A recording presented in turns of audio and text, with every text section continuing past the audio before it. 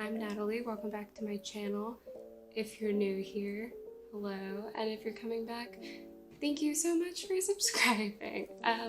This week I'm gonna do a reading vlog for Halloween for some spooky vibes. So I'm gonna be reading Gothic books. The first one I'm gonna read is Frankenstein by Shelley because I read that book in high school and I really loved it. So I'm gonna reread it and see if I still love it.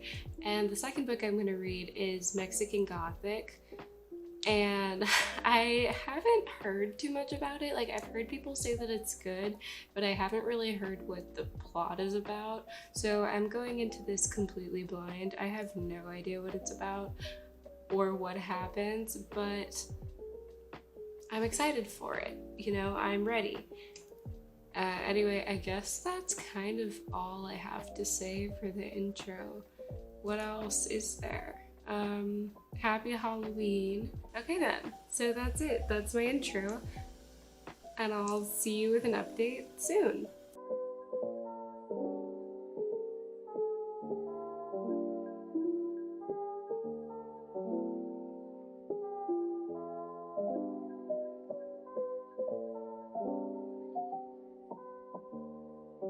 I love this book. I love it so much. I know that sounds pretentious and dumb, but I am pretentious and dumb, maybe, perhaps.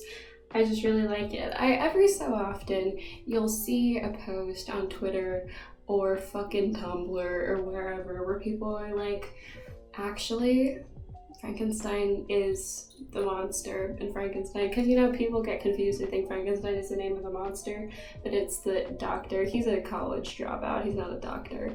He's like fucking 19 when he starts making his little monster. And people are like, actually, they get all intellectual on you. They'd be like, actually, Frankenstein is the monster. And I just, like, you're right. You're not wrong, certainly. You're not incorrect. But I just think it is a disservice to simplify the book so much because both characters are bad people. Don't get me wrong. The monster was definitely a victim of Frankenstein. Like, Frankenstein definitely did not handle that situation very well. Probably shouldn't have created his creature and then abandoned him immediately. Like, immediately. But the monster does kill a lot of people, including children, and doesn't really seem to feel that much remorse for it until the very end. So I think the point of Frankenstein is moral ambiguity, and how Frankenstein, he started off with good intentions, but those good intentions were tainted with his own ambition and his over-ambition, his over-arrogance, and his desire to be something more than just some guy. He wanted to be a god. He wanted to be a creator. There's a lot of religious imagery in Frankenstein, or not imagery, but allegory in Frankenstein. That's why I say that. He wanted to be a creator. He wanted to be like God, and he got what he wanted, and he couldn't handle it. But his monster is the repercussions of that. His monster is consumed with vengeance and anger and aggression, and neither of those things are good. So I think it is a little bit too simple to say that Frankenstein is the monster in this story, just as it is too simple to say that Frankenstein's monster is the monster. Frankenstein's monster gets attacked on more than one occasion because of the way that he looks. The way that he looks is also the reason that Frankenstein abandons him in the first place.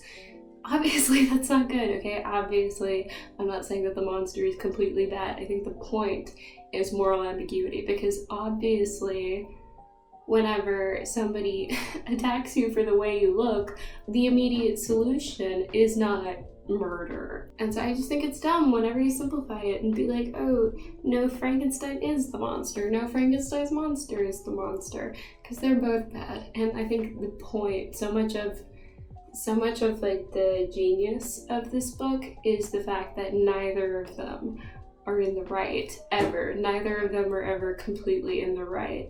Thank you for coming to my TED Talk.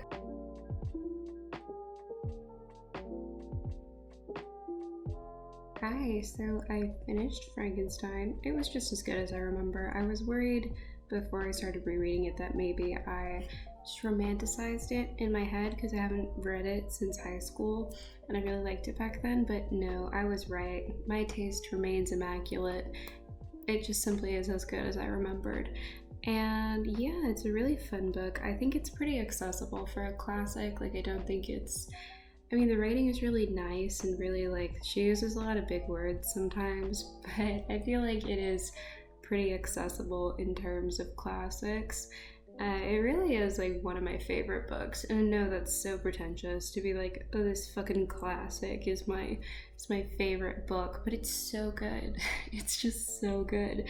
There are these scenes where Frankenstein and his monster have like conversations about humanity and what it means to be alive, and it's just simply so good. It just really is. And it's funny because this isn't, I don't know if this is a spoiler, but it kind of is. But also, the book's been out for 200 years. I'll put up a timestamp anyway if you don't want to see the spoilers.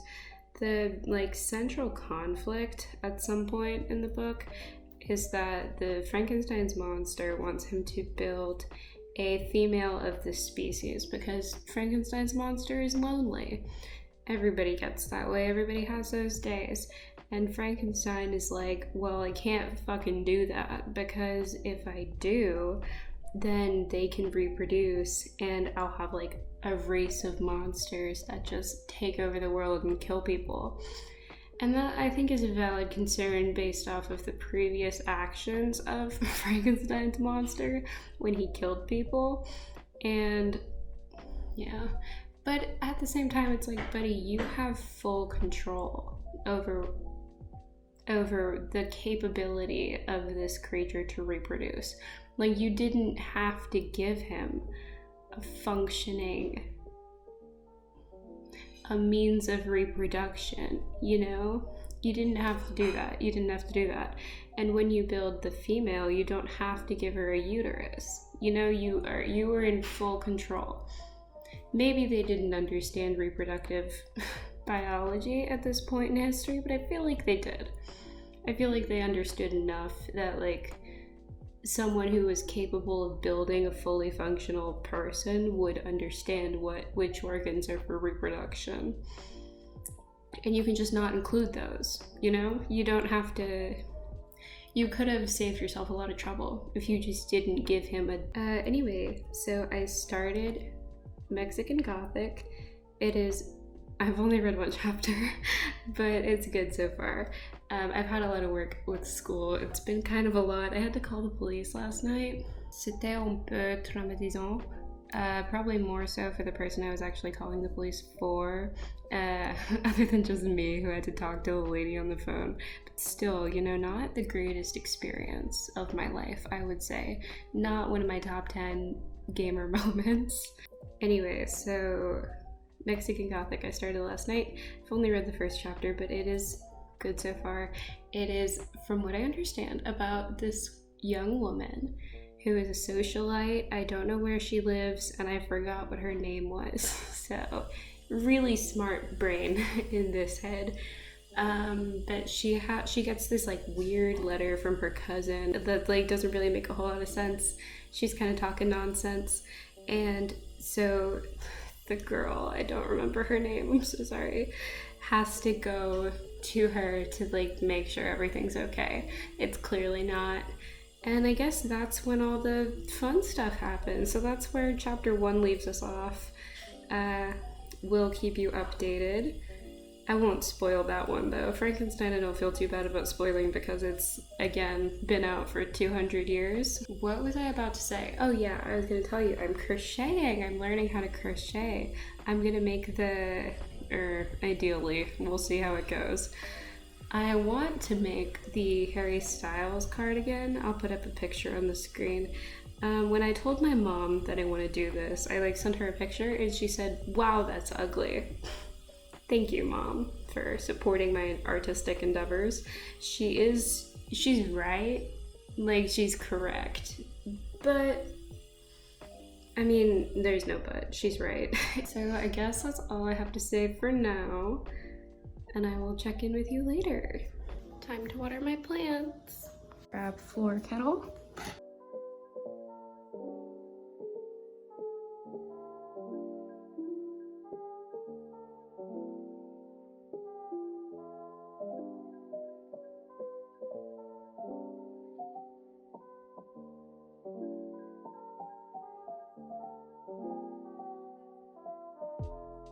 Hi, I'm about 30% of the way through Mexican Gothic, and it's so good. Y'all didn't tell me it was so good. I'm just kidding, a lot of people did, and I still didn't read it. I don't read that much horror or Gothic books. The only one I can really think of that I've read is Frankenstein, and it's my favorite book, so I probably should have connected those dots sooner. But here we are. It turns out I love Gothic literature. Since we left off in chapter 1, the girl's name is Noemi, I found out, and she was in Mexico City. But now she is in a small town in Mexico visiting her cousin who wrote the letter I talked about. And it's this really weird family with this really weird house. I think it's kind of cool because the house is kind of like a character itself. I forgot what I was talking about. So my theory as of now is that everybody in the house is already dead and they're all ghosts. That's probably not true, but that's my theory so far. I really like it. Really good so far. And I will keep you updated.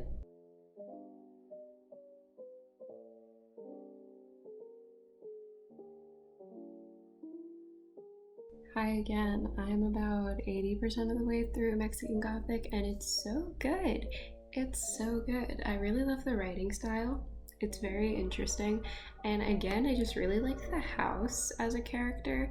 Like, the house has its own kind of, not like personality, but it's very characteristic, and I just really like that part of the story. Also, you get to learn a lot of lore about the family and the house, so like I just think that's really interesting. And the characters are fun. I do like Noemi. I think she's a good protagonist. She's very logical, but she's still a character in a horror book. So this book talks a bit about like dream psychology and a lot about Dr. Freud. He's been brought up a lot. We hate that man, but Noemi also hates that man, so it's fine. You know, I don't enjoy Dr. Freud, but whenever she's also dunking on him, I don't mind that she mentions him. The fuck is his name? Francis? I like him. I like him. He's a good one. Also, Catalina is an interesting character. I feel really bad for her. Catalina is the cousin who wrote the letters, so she's like just not really in it to win it. And I hope that things turn out okay for her. There's only like 15% of the book left. I hope things work out for her and for Noemi. But we'll see. I'm really excited. I didn't expect to like this book as much as I do, just because I don't really read that much horror. But I really am liking it so far. So I will keep you updated whenever I finish. That was on the way the whole time. Hi, so I'm finished with Mexican Gothic. I gave it 4 to 5 stars on Goodreads. Guys, I mean, the ending was a little, I did like the ending now that I finished it last night, so I let the ending kind of marinate for a minute, and I decided that you do like the ending. It was fun, it was quirky. It was a good ending, I liked it. It culminated well, and it felt like there was real tension and stuff. It was a good ending, and I liked it. I just don't really like endings in general, and I think that, bearing in mind that I haven't actually read that much Gothic/horror, I feel like endings are usually the make or break for like horror movies, and I guess that extends to horror books. And I just feel like a lot of the times the vibe of a horror or a Gothic is immaculate. Like, the vibes are great, but then the plot starts to happen and you're like, I wish that wouldn't happen, you know? So that is a very cryptic way of explaining my feelings on the ending of Mexican Gothic. I did enjoy the ending. Is it a spoiler if I say something that didn't happen? I'll put up a warning anyway, somewhere on the screen. Is it bad that I kind of wanted them all to die? Like, I'm glad that they didn't. I'm glad they didn't all die horribly. I just kind of wanted them all to die. Like, not even in a symbolic or like satisfying way. I just kind of wanted it all to end tragically. What does that say about me? What does that say about my mental state? Yeah, but that didn't happen, and I was glad for it. But I also kind of wanted them all to die. Anyway, I really liked this book a lot more than I thought I was going to. And, you know, I should really listen to people whenever they tell me that a book is good and that I'll like it. Because I've seen this book recommended so many times, and I just never thought to pick it up. I should really start listening to people. Anyway, I really liked this book. It was great. And what are my final thoughts? My final thoughts are the vibes are just immaculate. Immaculate vibes. I really like Noemi as the main character. Francis. I really like Francis. He's a fun guy. And I think that's it. I think that's all I think those are all the thoughts in my head. I think there's none left in my brain now. So I think that's all my thoughts on Mexican Gothic. And I will close off the video now by saying thank you so much for watching. Please like and subscribe. Let me know what you think in the comments. Leave some recommendations in the comments. Now that I know I like horror, I would love some recommendations. And I will see you next time. Goodbye. Hi, I'm gonna give you guys a dramatic reading. It was on a dreary night of November that I beheld the accomplishment of my toils. With an anxiety that almost amounted to agony, I collected the instruments of life around me, that I might infuse a spark of being into the lifeless thing that lay at my feet. It was already 1 in the morning. The rain pattered dismally against the panes, and my candle was nearly burnt out when, by the glimmer of the half-extinguished light, I saw the dull yellow eye of the creature open. It breathed hard, and a convulsive motion agitated its limbs. How can I describe my emotions at this catastrophe, or how delineate the wretch whom with such infinite pains and care I had endeavored to form? His limbs were in proportion, and I had selected his features as beautiful. Beautiful, great God. His yellow skin scarcely covered the work of muscles and arteries beneath. His hair was of a lustrous black and flowing, his teeth of pearly whiteness, but these luxuriances only formed a more horrid contrast with his watery eyes that seemed almost of the same color as the dun white sockets in which they were set, his shriveled complexion, and straight black lips. I started from my sleep with horror. A cold dew covered my forehead, my teeth chattered, and every limb became convulsed when, by the dim and yellow light of the moon, as it forced its way through the window shutters, I beheld the wretch, the miserable monster whom I had created. He held up the curtain of the bed, and his eyes, if eyes they might be called, were fixed on me. His jaws opened, and he murmured some inarticulate sounds while a grin wrinkled his cheeks. He might have spoken, but I did not hear. One hand was stretched out, seemingly to detain me, but I escaped and rushed downstairs. I took refuge in a courtyard belonging to the house which I inhabited, where I remained during the rest of the night, walking up and down in greatest agitation, listening attentively, catching and fearing each sound as if it were to announce the approach of the demoniacal corpse to which I had so miserably given life.